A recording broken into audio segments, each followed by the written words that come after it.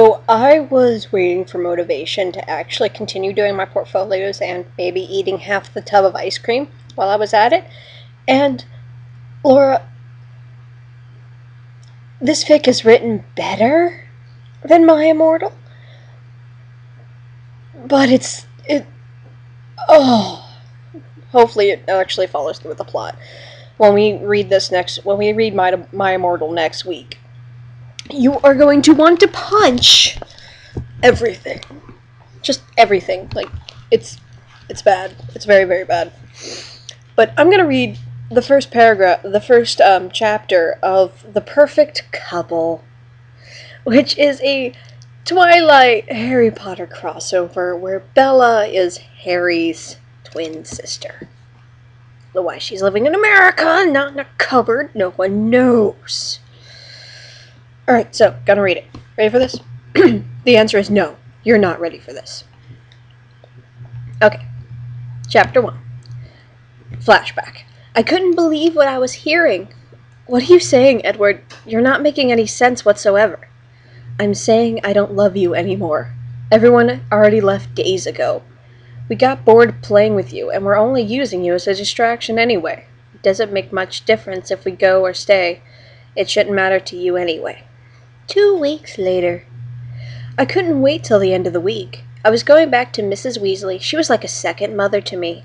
Harry, my twin, Ron, Hermione, Jenny, Fred, and George. I was going to go back to Hogwarts in a couple days. The only problem was I had to erase all the memories of me and Forks before I go. Tense shift. Notice, which is going to take a while as I touch so many lives for such a small town. I admit I will miss the perfect little village with horrible weather. Charlie was a little surprised by the way I acted. He thought I would have died inside when the Cullens left, even though it still hurts to think about them. I can't live the rest of my life moping around all the time. Which is a better message than Bella sent, but... When Friday came around, I was jumping around all day, saying bye to everyone and taking pictures before I wiped all the memories in town, even Jacob's, which stung a bit.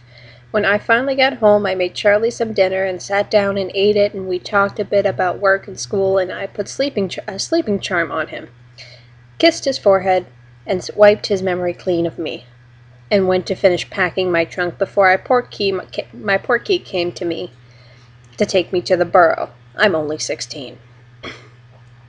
The flash of light told me it was time to go. I grabbed my bag quickly as I started to spin around and around, never stopped. Then suddenly I slammed into concrete. Oops. Such a graceful cat. And the familiar smells hit me like a punching jinx. Oh, how I missed these smells. How I missed these smell. As I stood up, I was almost knocked off my feet again. I hugged back as I saw it was Jenny and Hermione. I looked up and saw Harry and Ron walking towards me and gave a great grin to my brother, who was probably a person I missed the most. I realized I hadn't changed my appearance back to normal yet and started to laugh at the way I looked. I was she's what Tonks is. I forget how to pronounce that word. She's a metamorph magi, whatever.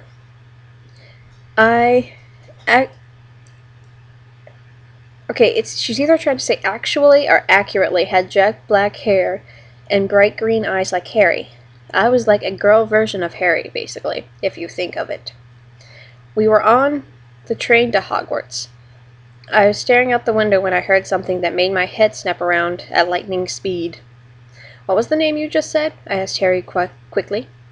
I said that there is apparently a very bad case of dragonpox or something going around most of the teacher. So there are new teachers called the Cullens, and they are vampire.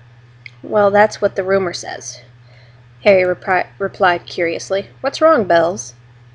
I was frozen where I sat. They were here. How was this possible? I thought they had gone north to live with the Denali clan. How did they have to come here of all Why did they have to come here of all places? Harry was starting to look worried now, and he came over and called my name again, snapping at me out of my trance. I burst into tears in his arms. Everyone was staring at me with a surprised look on their face, but comforted me all the same. Once I was all out, I left Harry's shoulder. I looked up at everyone. With a questionly look on their faces, they all asked the same thing. What happened in Forks? So I just let everything that had been hidden inside me since the Cullens had left, the fact they had been vampires, and about me and Edward and James. When I was done, I was suddenly blinded by bushy brown hair and long ginger hair as Hermione and Ginny rushed up to me and gave me a hug. Ron was rubbing my shoulder in a comforting way, but Harry looked murderous, like he was going to kill. Really? Murderous, like he was going to cuddle. Yeah.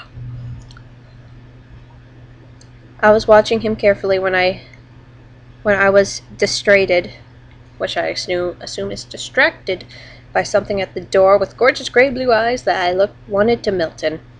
I would have thought he was a vampire if it weren't for those eyes. What do you want, Malfoy? Harry asked with every ounce of hate in his voice as he saved. With every ounce of hate in his voice, he saved for Voldemort as he rubbed the scar on his forehead, identical to mine over my heart, which hurt even more than his sometimes. But this Malfoy didn't answer. He was busy staring at me with adoring eyes. Harry stood up and said, I was the one that asked you, not my sister. Now, answer me, Edit. Malfoy glared at my twin and left with a strange look on his face. Everyone relaxed as we came towards a stop.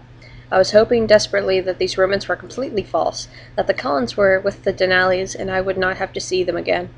But as I entered the Great Hall, I realized my hopes were nothing as I saw the 5 Cullens at the Great Table. That is Chapter 1.